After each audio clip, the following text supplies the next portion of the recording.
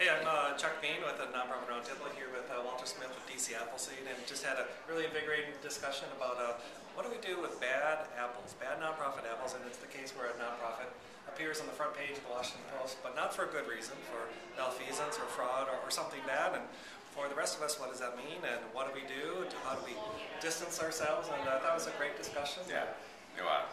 Well, I think we said there are at least two things you can consider. Where the story's already out there, it's possible for the nonprofit community to come together and tell a different story, at least to put the One Bad Apple's activities in the context of what other nonprofits are doing and who are not to be tainted with what the One Bad Apple did. I think you were a great panelist along with Daryl Jones, and Daryl talked about condemning the misconduct, not the organization. Right. Daryl bridging to the best practice and standards for excellence. Right. The other thing we talk about that's a little harder, I think, is what do you do as a nonprofit when you know of another nonprofit that's not doing what they ought to be doing, when you don't want to be seen as sour grapes or a whistleblower. And we discussed the possibility that there might be an institutional mechanism that could be developed where a nonprofit could go to a body and say, look, this is going on.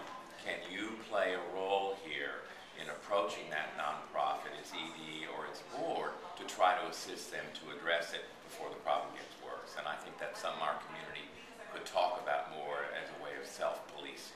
It'd be a big challenge, but worth the effort. Yeah, I think so. Thanks. Gentlemen, thank you very much.